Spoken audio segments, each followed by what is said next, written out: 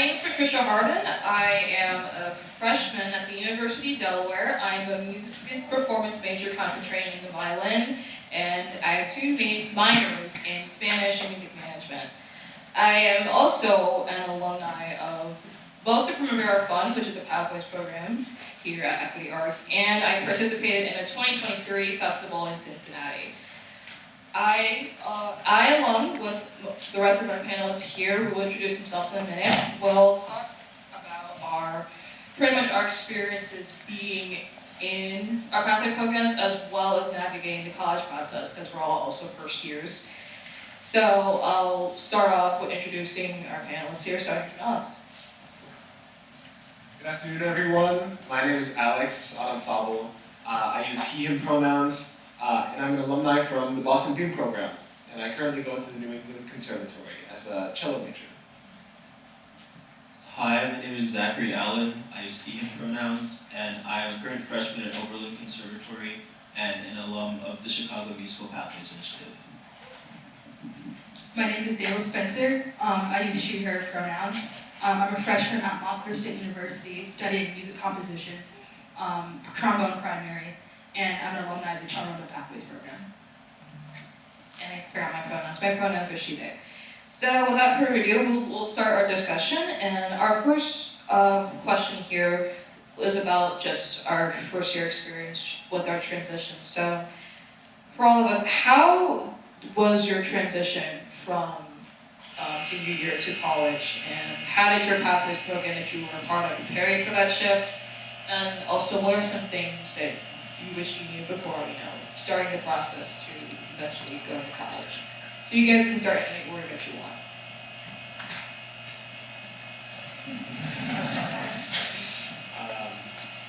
So I had bi-weekly meetings with my advisor from Boston Beam, and we went over scheduling for my musical activities. We went over lessons and orchestra and chamber music, the whole thing, as well as summer camps, which was really important.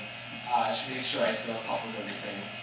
I will say, getting to NEC, the hardest thing for me has been responsibility in turning in homework on time, responding to emails on time. That's been the hardest thing for me. And I feel like there was a large focus on the musical side of things in my program, and it would have helped if more seriousness in the kind of academic side of things. Because I feel like a more well-rounded individual is very important as a musician. I'll pass it over to Zach. I think one thing that I'm really grateful to CNPI for is just stressing the importance of preparation, because when you're in high school, even though it doesn't feel like it, you really do have a lot of time, and when you get into college, everything moves really fast. So if you're not constantly practicing or just preparing, then when all the opportunities come, you won't be ready. And I feel that my time in CNPI just helped me build that discipline to always be prepared, so that when everything in college starts coming at me at a fast pace, that I'm able to stay on top of stuff and be ready for opportunities when they come. I think one of my biggest challenges starting off my first semester of college was, I guess, discipline. I think all of us can probably relate, but I didn't have someone constantly telling me, hey, Dayla, remember to practice, Dayla, remember to do this. And I just had to kind of remind myself to, respond to emails, finish my homework, find time to practice. I think for me specifically, one of my main concerns was juggling composition and performance. But I feel like my time in Toronto, they definitely helped me with my composition teacher and my trombone teacher to manage my time for those things, because while my major is composition, performance is still important. So the transition wasn't too drastic. My experience was kind of a combination of everything that you probably just heard. For me, doing performance essentially was something that I just found was a natural instinct for me, and I knew I wasn't mentally well enough to handle education, because I just enjoyed being in the performance aspect. And one thing that Primavera definitely helped me with is they make it a priority to help you with probably one of the most primary things in something that's really relatable to most of us, which is money. And as people are wont to tell you, the music field is very hard financially, and it was just really fundamental for me, especially in my senior year, to not worry so much about having to cover costs of all the orchestras or chamber programs I was in, having to cover trial lessons or visits to college visits when I eventually started doing auditions, and to have that financial kind of pocket kind of covered for the most part was something that kind of boosted a lot of mental strain off of me, so I could focus on doing music and getting into schools that I wanted to get into. So that was definitely a main part for me, but like Alex and Dela and Zachary said, having the discipline to respond to things in on time and having to do homework on time, and also keeping in track of your primary instrument, as well as, keeping preparation in mind was something that really is still a big help for me now, because there are so many things that I did so far in my first few months of college that I didn't think I was able to actually handle, but now I'm here. So, moving on to our next question. Majors is pretty much the most important thing. It's pretty much saying, what do you want to do with music? So, all of us here, for the most part, have pretty diverse majors and are going to different schools for the majors that we're going to.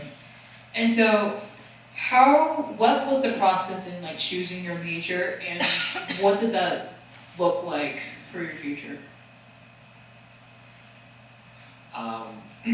So I have a pretty interesting path in major choosing. I went into NEC. I was very, very strongly dedicated in music. I put all my eggs in one basket because I just really wanted to perform. I love performing, and I love classical music. But getting to NEC, I felt that there were a lot of issues with, say, accessibility to classical music or things along those lines, and I'm sure we'll get to talk more about that later, that just encouraged my switch to contemporary music, musical arts major at NEC. And yeah, I think we can carry on and we can discuss later about that. I feel like I have a definitely less interesting story of how I chose my major. I played oboe, and now I'm majoring in oboe performance. But I do think that one thing being an Oberlin has helped me with is I always had a very narrow-minded view of what I would do with that degree. In my mind, I just go to school, audition, get a job in an orchestra, do that till I'm 70 and then retire. But there's a big emphasis on contemporary music, and I know we're going to talk about curriculum later on, but I've had basically just my views widened of what I could do in music. Yes, I still want to be an orchestral musician at some point. I'm still invested in pursuing a career in performance, but now that I'm now that I've not only been shown that that's not the only route I can take, and just how many other options there are within the sphere of performance, I feel like I'm much more open-minded in regards to what my career will look like in the future. So my story's a little longer, so I'm gonna try and condense it. Halfway through my junior year, it was my first year to Colorado, and when I was just doing trombone, I had developed COVID, and I had one of those cases long COVID, so I had to take a medical leave of absence from the program. I had to be off my instrument for a while. And after that point, I was planning to do trombone performance, but during my time off the instrument, I kind of thought about the future in college. I was like, okay, when I'm better, I have to pick this instrument back up and kind of get to where I was before, which I knew would take a long time. So I thought, is there anything I could do musically that could fulfill me? So I kind of got into composition. I'd already arranged some things with the trombone. I recorded myself playing them, and I decided to start composing on my own. So when I got back to Colorado, I think that spring, I had the option to take some trial composition lessons to see if I liked it, and I did.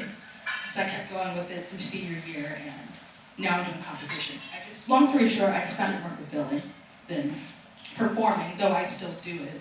I think competition allows for more creativity on my end and an avenue for collaboration.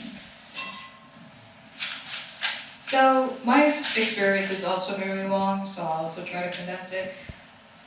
I remember even before even junior year, having so many conversations, most of them developed into arguments, about whether I wanted to do music performance or education. We both knew how important it was to have educators and teachers, especially in the music field. But if anyone that's word of advice, anyone that's wanting to do mu ed as a career or even in your major, it is a lot of work. Probably more work than you probably think you have to, but it's a lot of work. Because they not only train you in your instrument, they train you to be kind of well-rounded as a musician, but as a music teacher, which means you have to be pretty well-rounded in all instruments. So, knowing me trying to figure out what I was mentally capable of and knowing that I just wanted to perform, I just decided to just choose the major that just was most important to me, which is performance. But I knew I wanted to do more than just that. While I was, during the COVID pandemic, I was doing things in the PMA program, and that program is a partnership with plenty of other programs, including Primavera at the time. And one of the major programs that changed my life was Project 440.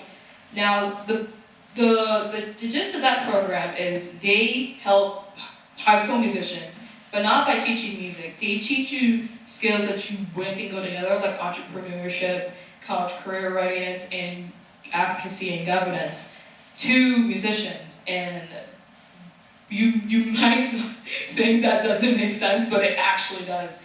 So I learned how to start my own projects and how to start my own, and how to help people develop their projects, and then I also learned how to prepare for the college process, and finally I learned about being an advocate and standing up for what I wanted for.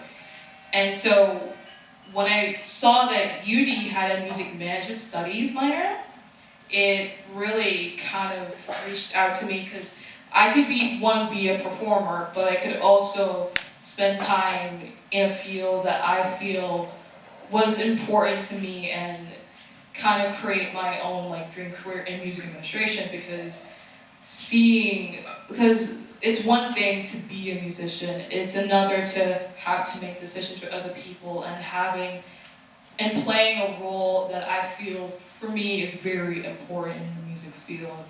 And it's kind of like come back full circle with equity art, the work that administrators do, the work that us students do, and the work that our chaperones and our parents do is something that with time has kind of appealed to me. And so now I'm doing music performance, doing music management, and also doing Spanish because I like it. So, like Ayla said, it's sometimes some things during a really dark time can help kind of change your life and just, be kind of an influence to you. So without Project 440, without Primavera, and especially without PMA, I probably wouldn't be doing all things I'm doing right now. And I probably wouldn't even be running a music lessons program right now. So our next question is kind of going to segue into the conversation we're currently having right now. And it's, what additional skills would you like to develop for you during your time in college that will help you for a career in music? So what are some things that you kind of think are fundamental for you to be a well-rounded musician and an aspiring one?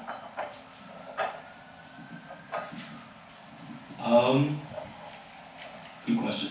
I think that all of our programs definitely prepared us well in regards to proficiency on our instruments. I feel like that's only just a small part of the puzzle, because once you get to a certain point, everyone's really good, and then at that point it's what do you do with it? How do you market yourself? How do you expand what your career can be? So I feel like maybe if there were more resources or just more exposure to stuff regarding like entrepreneurship and being a classical musician in the 21st century as part of the Pathways program's curriculums, then I feel like we might feel more confident in thinking about our careers by the time we get to college instead of having to think about all of that once we're already there and reevaluate what we've been taught after we've left the program. I think something that's good to work on is collaboration. And I know that's a really general, vague word, but even though with classical music, like in performance especially, it's definitely a group activity in a sense, or even just if you have private lessons, like, working with your teacher and everything, sometimes you can kind of put yourself in a box where it's just you. That's something that personally happened to me, like especially at the end of high school. I was in this one-track mind and I wasn't paying attention to anyone around me, the resources around me. And one of the main things I learned, not only when I went to the Interlochen Arts Camp, but also when I got to college, is that there are other musicians around me who also want to collaborate and have new experiences, and I figured just to use those resources. I don't know if that makes any sense. But I think it's something that can prepare any musician just for the long run, because it provides network opportunities, just opportunities generally that you might not get otherwise. Just reaching out and asking someone like, hey, I know you do this. Do you want to work with me on this? And you don't know what could come out of it. So I think that's an important skill to have. Yeah, going off of what Dale said, like the collaboration, I feel from my perspective, from my personal experience, I was really like down the path of conservatory from the beginning, and getting there, I feel like there's not much guidance in, actually, well, to be fair, so there's an entrepreneurship program at NEC, and I've had guidance with like reaching out to people in collaborating with people or trying to reach out to schools, things like that. Those skills are really important, and I think those skills are much more important than like, do we need 20 more Menuhin winners in the world, or do we need 20 more people, humans, musicians that are connecting with people that are doing I don't know what word to use. Good work. That's not a good word. But doing the work that they want to do. I think that's important to think about. So for me, adaptability is a skill that comes up for me, and music has so many open doors, and most times you might be pulled into those doors against your will. So there might be times where you have 2 weeks to prepare for a concert and you're probably learning 2 symphonies. That exists. People do that, and sometimes, or you might have to have a theory exam to turn in on top of preparing for a semester concert. That exists, and you kind of have to learn to adjust what your learning schedule and just your working process in general to not only just a shorter time frame, but a shorter, efficient time frame. It's like having long practice hours in the room for 3 days than just having three 10-minute ones in a day. Depending, you're practicing for less, but you're focusing more in each session. So you will get a lot more done in that day.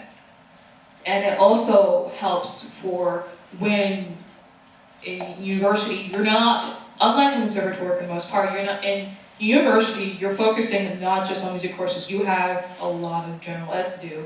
And especially in your first year, they'll probably throw in the first year English course, the first year seminar course, or even probably require a math course in your spring, or other courses. And you have to handle that on top of probably your lesson, the ensembles you're doing, the theory skills you're probably taking, the oral skills you're doing, or even piano. Sometimes they do piano for 1 or 2 years to be really good at.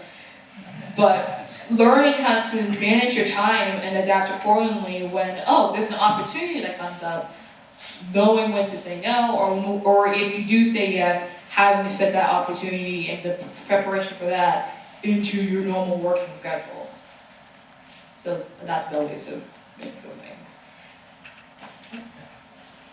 Yeah, I want to also add to that too. About time management, practicing.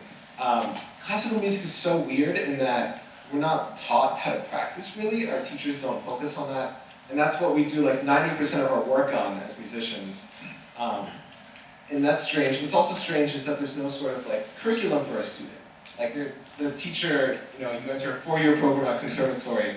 The teacher doesn't give you like, oh, this is where you're at 4 years from now. Like, it's a combination of where I want you to be and where you want to be.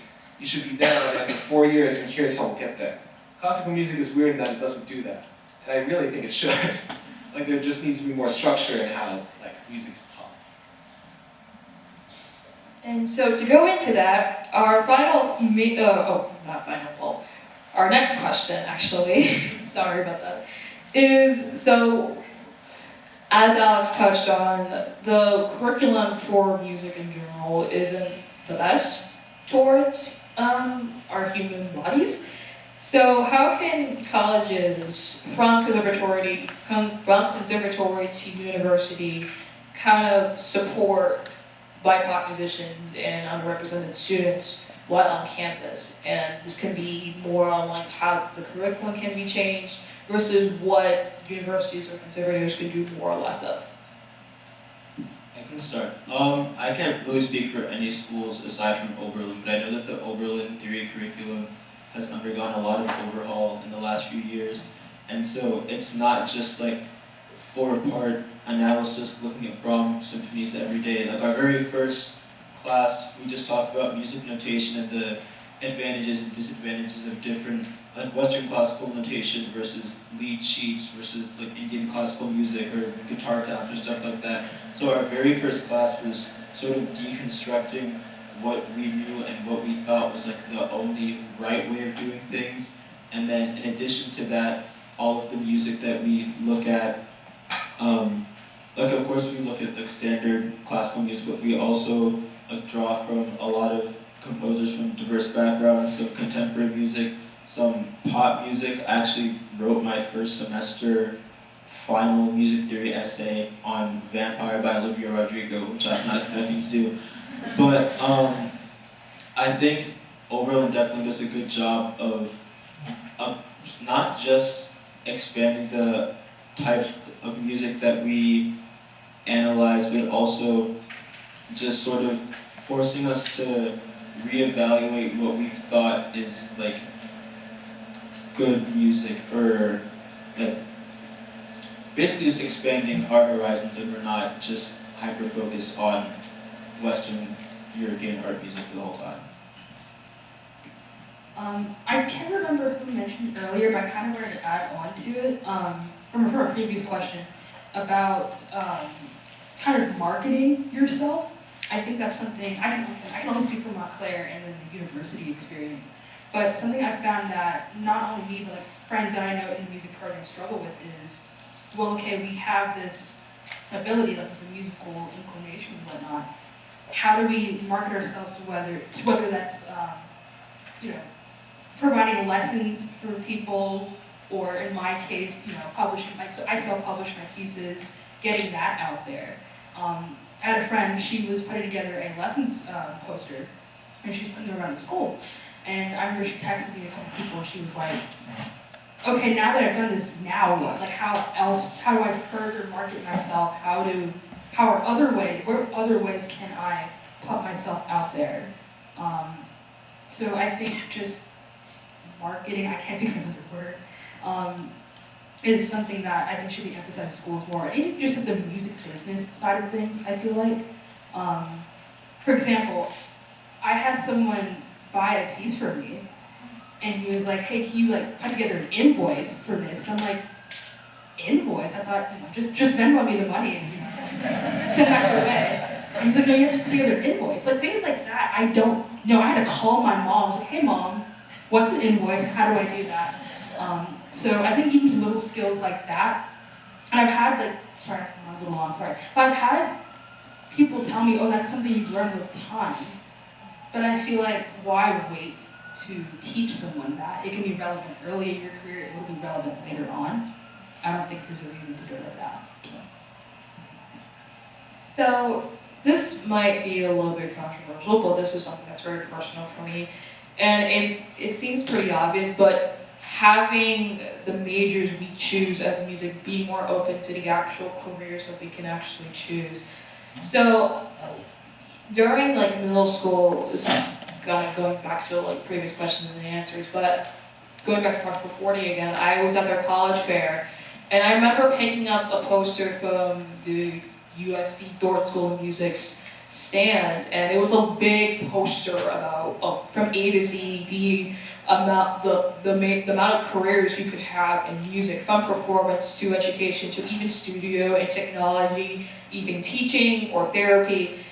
And looking back on that poster, I still have it, and I look at it, and then I look at the majors I see in colleges, and I find there's not a lot of that. And even in music school, there's not a lot of variety in majors. Like you'll pop for like UD alone, if I could like make a fraction amount, 3/4 of like my current music class are mu ed. Like a quarter of that is performance, and then you get smaller with theory and composition, then you even get smaller with jazz, and even smaller from there.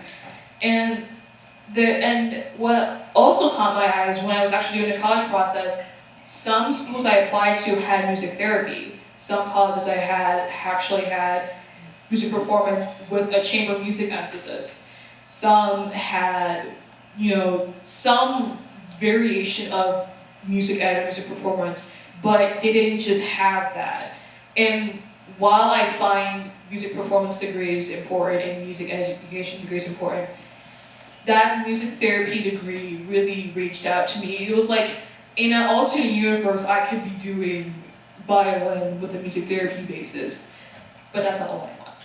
But having someone major in music technology or music business, like Dayla says, so you can learn how to do invoices to people that sell music, having doing something in administration, having an MPFO24 degree, or doing music for film scores or networking, having that variation, reflecting the many careers we have in music is something that really, really applies to me, and also making sure they're all equally as career oriented, because there are some schools that mu-ed majors will 100% get a job after they graduate, and then other degrees they probably won't. But music ed is a profitable field, so I won't argue that. There are schools that sometimes they're really graduate heavy, or schools that are really undergrad heavy. So having a balance of students and a balance of degrees, kind of foreseeing the careers that music entails, is something that I've always, that's kind of what appealed me to doing music as a college, in college, and something I feel like is very, very, something that can be very impacting now. I had to ask my dad what an invoice was. He was just, and also like how much to charge my students. It's things like that that are passed down. And you need to have someone to have it passed down to you. It's not part of any curriculum that I've heard of. Well, that I've been a part of, sorry. I also wanted to go off of what Zach was saying about diversifying the curriculum. I think, unfortunately, Gershwin's appropriation of jazz is not a win for jazz or a win for people of color. And also my teacher is also my AC teacher, my theory teacher is also giving us jazz standards to look at, and it's actually been very very kind of affirming to look at that and analyze it.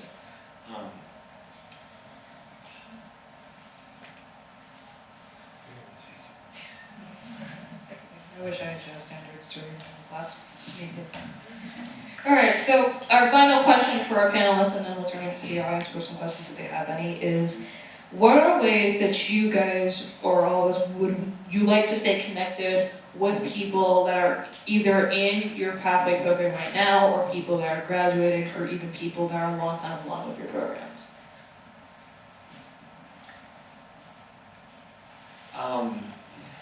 I don't know if well, I'll just say, I did the NYO program, and we recently got an email about like a mentorship program, where older students will guide younger students through any sort of like, it could be entrepreneurship, it could be teaching, it could be, it's a whole bunch of things. Even just someone to play for.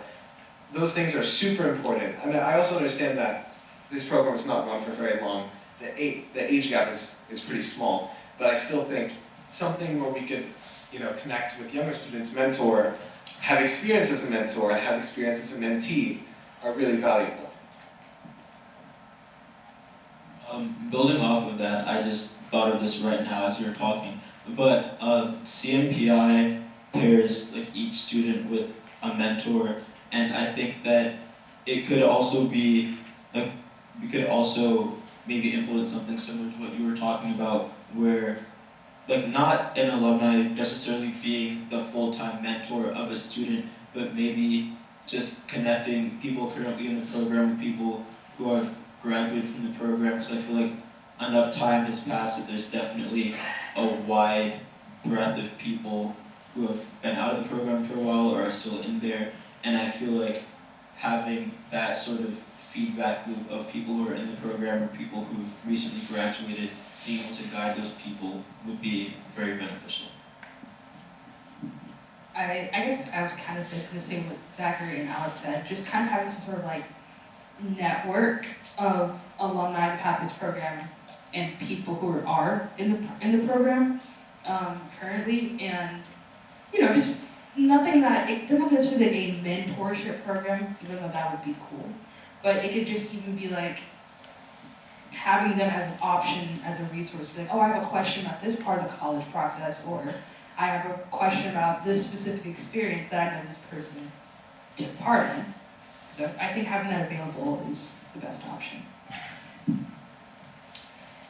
To add on what everyone was saying, having an alumni network or database is essential, because it's really nice not only to have that mentorship, but to also hear from the students that were in the program. Because for me, Primavera has a really strong community to the fact that I am friends with many of the artists that were literally in my high school class. They were graduating, they were going to college the year I first started high school, and I still connected with them even as they graduated college. And so that kind of professional, but kind of alumni, kind of student community relationship is something that really helped me get into the music world with social networking and stuff like that. And also finding ways, to do, have get-togethers virtually or in person if you're lucky, but just finding ways to not only interact with the person, but to also learn about how the program was when they started, because Primavera has been going on for a little over a decade almost. I think this year's probably the decade actually, so to see so many artists use that program, and not being able to hear or know where they're at, where they are in their careers, could provide inspiration to those currently auditioning for the program or those that are in the program now. So finding a way to hear from them, hear their stories, and also kind of relate it to your experience and your story will help not only make you a well-rounded communicator, but will also kind of create a timeline to see where you fit in your program and even after you leave. And that was the questions we had for our panelists, so thank you guys for answering those amazing questions.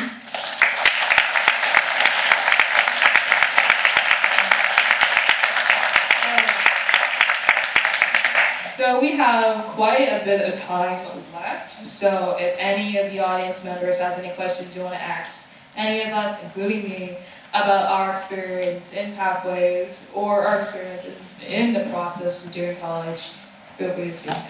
If you don't, it's okay. We just like to talk. Yeah.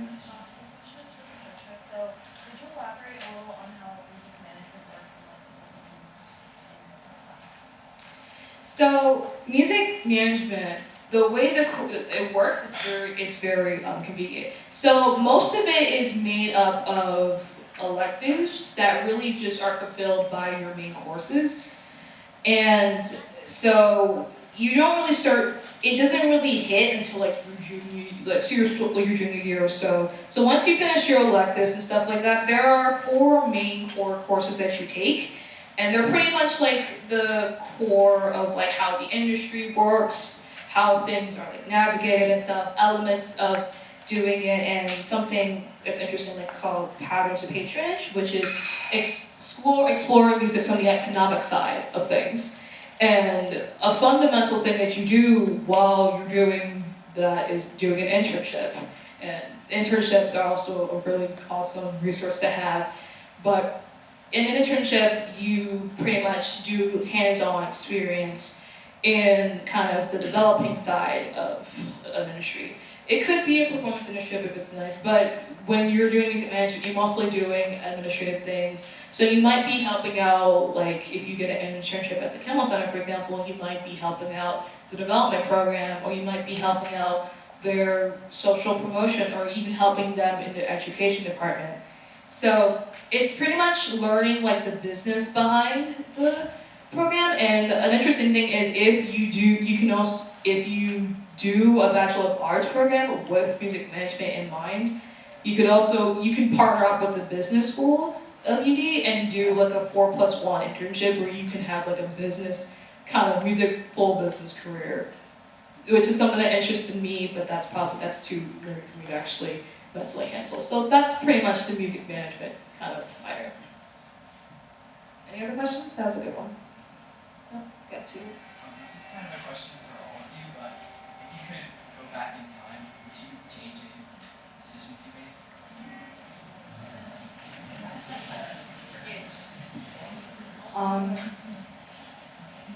I would have applied to more schools.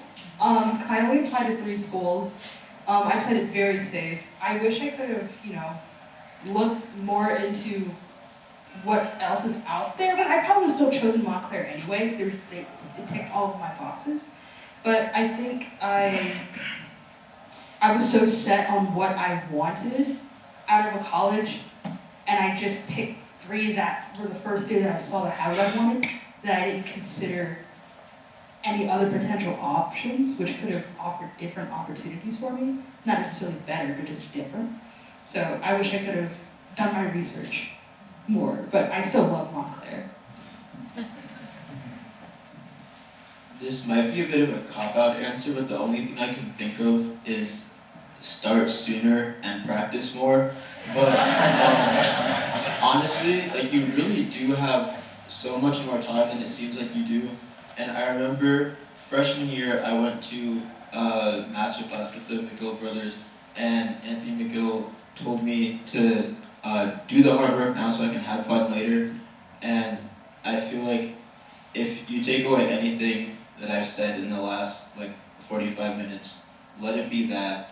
Because if you just put in the work now, then when you're in college and even putting in the work while you're in college, then once you're out of school, you'll have so many doors open to you.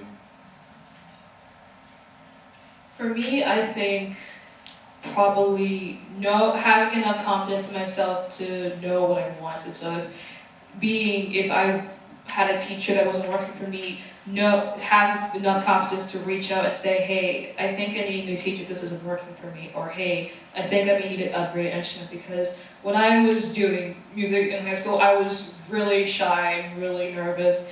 It was hard for me to email anyone, let alone teachers for trial lessons. And I didn't really grow out of that shell until my junior year and the sophomore year.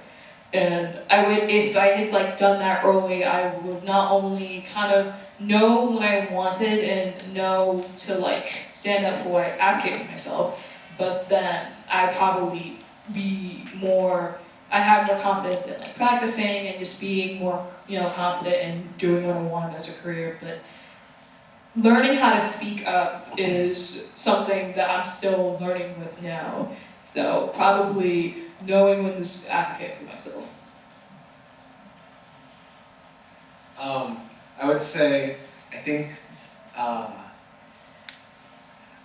problem that often arises is that young children, young people, are often, like, if they're really proficient at something, if they're good at something, like I was good at music, I was put into this kind of box that I needed to keep playing, keep practicing. And I didn't look very beyond that. I didn't look outside the box. And I think, you seem quite young. And you should explore everything you can before, and you still have plenty of time to make decisions of what you want when you get into college. But I think it's a really good idea to explore it and see what you love, see what you really love. I love music, I love connecting with people, I love people. And I think if I spent more time finding more ways outside of the standard traditional way of presenting music, that I would have a better time now if I prepared myself for that. We had a question from someone in the back left. Someone around there? Yes. Yes? For your perspective where you are now in conservatory, but looking back at the Pathways programs, are there things that maybe your Pathways programs might add in order to even better prepare students from the next generation for conservatory?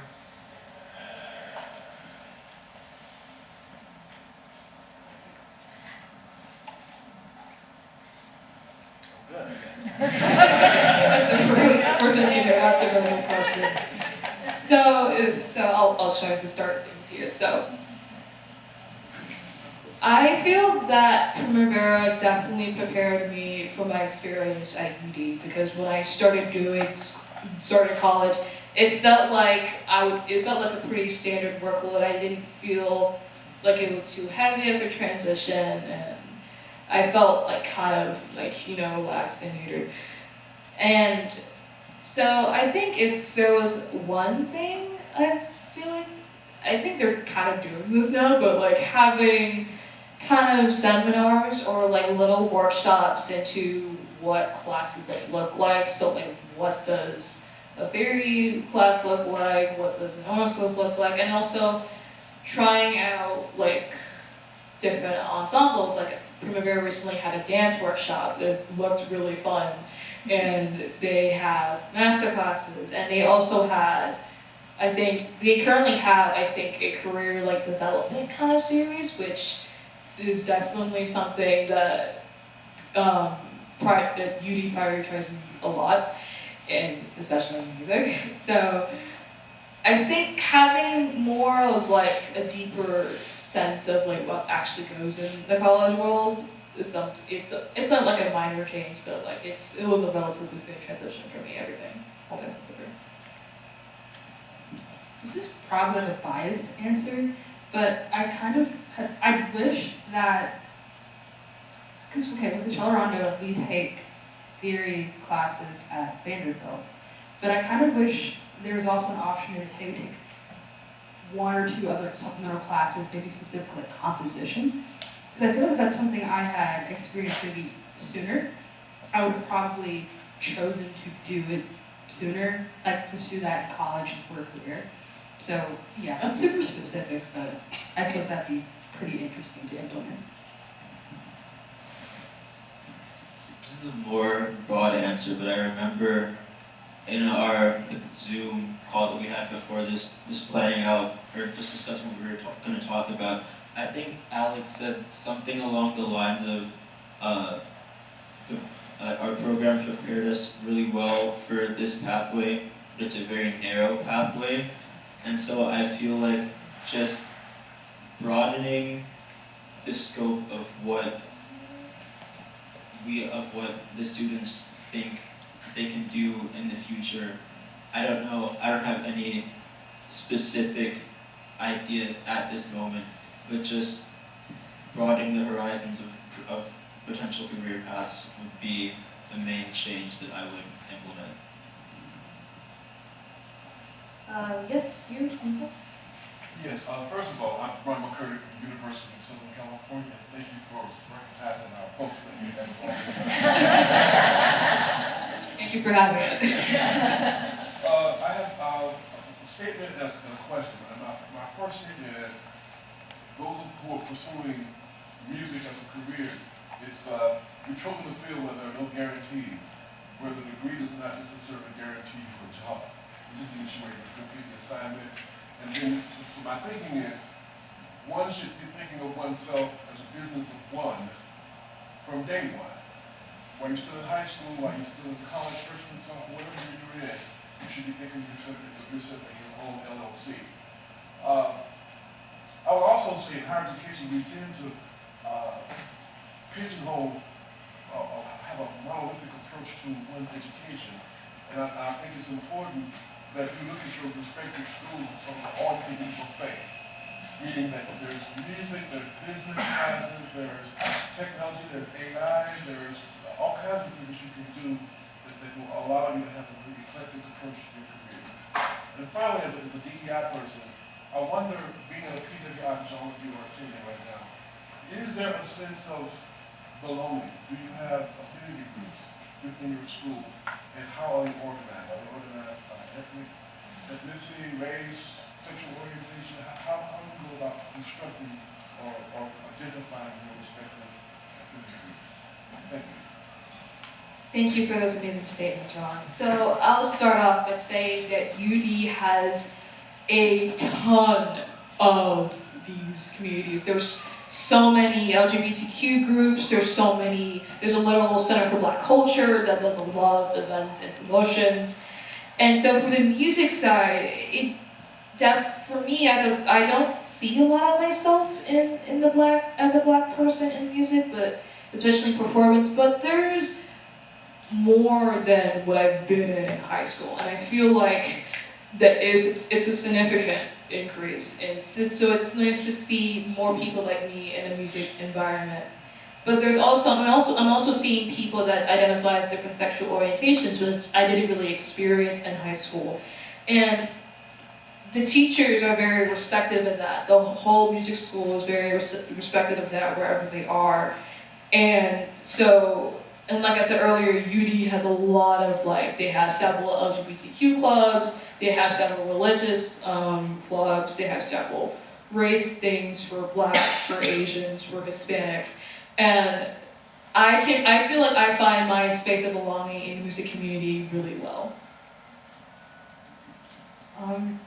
I guess I can only really speak for within the music school at Montclair because it's kind of hard to branch out and participate in any of the clubs that are outside of that. There's university-wide just because of time and schedule and all of that.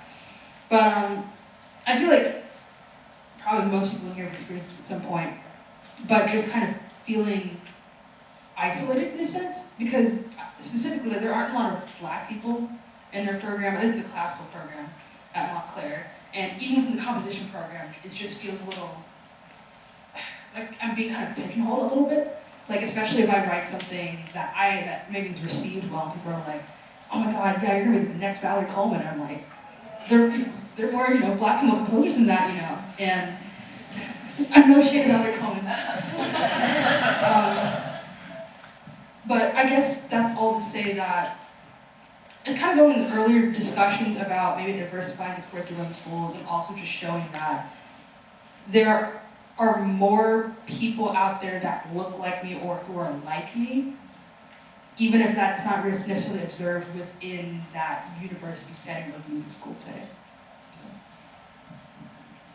I'd say there's definitely a lot of support and community throughout the school as a whole, because Oberlin's like Oberlin College and Conservatory all on the same campus. So throughout the entirety of the school, there are definitely a lot of organizations and groups for different marginalized groups, but specifically within the conservatory, I don't know if it hasn't not bothered me, but I just haven't been as aware of it, because I've always been used to being one of, if not the only one, but most of my friends in the conservatory are people of color, even though there aren't that many black students in the conservatory, and I'm 99% sure about this, but I went through the faculty website with one of my friends, and the only black faculty instrument professor that was not in the jazz department was Jeff Scott, who will sadly be leaving after this year. But I do think that there could be more representation among the staff in the school as well, so that the students feel that they have someone to turn to. Yeah, I can speak about NEC. They have a wonderful Black Student Union and a Queer Student Union. They're quite active. I think besides that, unfortunately, from my experience, the freshman class is very self-isolating. Musicians in general can be very self-isolating. And so they will often not seek out affinity groups for that purpose. And that's something interesting to think about as we're, pathway programs, as you bring up younger students thinking about what that could mean. Yeah, that's all I'll say. Any other questions? We're nearing our bell limit. Yes. Adrian Harding, University of Delaware. In reflecting on your experience auditioning and applying to colleges, can any of you speak on any challenges you experienced? And if so, how were your Pathways programs able to support you? I can speak maybe from like a different perspective with me going into composition. So for Montclair, I had to have an interview and present a portfolio as well as have an audition on my primary instrument. And I think something that was definitely challenging, at least for the interview aspect of it, was, this is very vague, but being myself. I think a lot of times, especially on social media, like especially nowadays, I've noticed a lot of people who are in college, they might post like dating the life of a musician, or maybe post like just kind of insider perspectives on being a music student. I think sometimes younger musicians might feel like there's a certain way that you have to act or look or be like or express yourself in order to be a music student, if that makes any sense.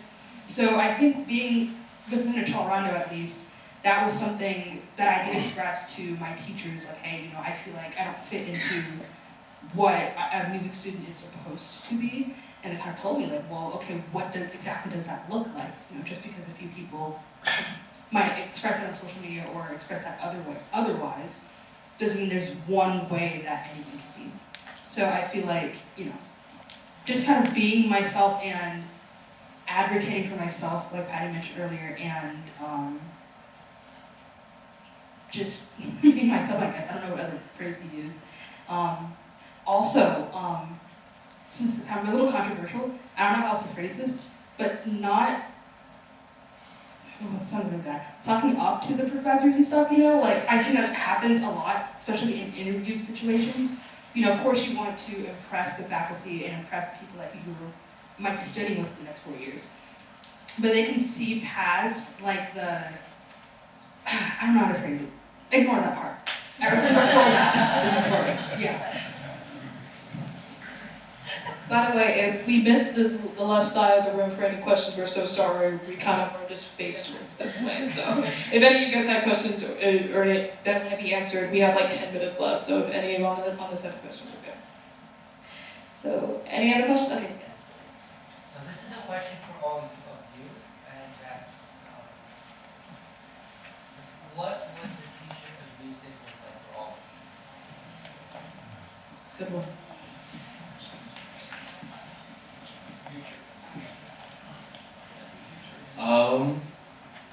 I don't have a concrete answer, but I have a rough outline I can kind of make up as I go. So, one thing that I've thought about a lot this year is how, compared to a lot of other art forms that are about the culture at the time, or social commentary, or just constant development and innovation, I feel like classical music is the only field where there's so much of an emphasis on preserving the past, and I don't think that's not important. That's definitely important, but I feel that one of the main reasons that it seems like the industry is not evolving or kind of stuck is that there's just such a strong emphasis on just not that art for art's sake is bad, but orchestras don't need to or I yeah. I was going to say that like orchestras don't need to like I'm not sure if the CSO did this, but program like Beethoven 5 times in one season. I hesitate to say that because of the program of the concert later tonight. But I think back to the main point of your question, what the future of music would look like. I think that if the classical music industry could take a page out of every other arts industry's book and focus on like music by living composers or just music that's more socially or topically relevant, so that not only is just the repertoire just not getting stale, but also people like, in the community have more of a reason to feel connected to their orchestras and feel incentivized to go to the concerts.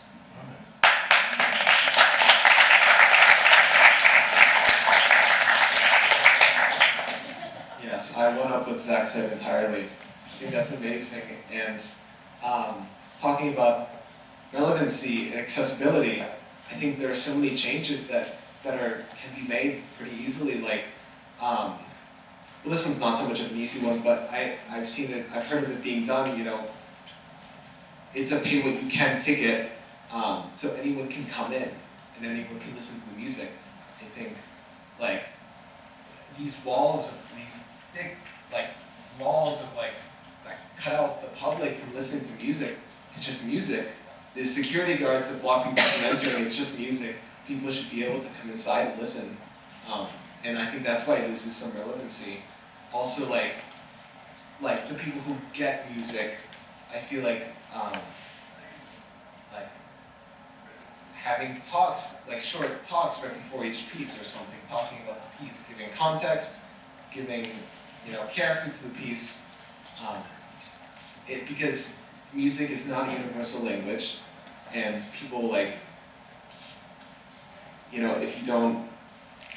you're not helped to I don't want to say understand it, but like you need context to really feel the music, and I think that's like important. And that's not a bad thing.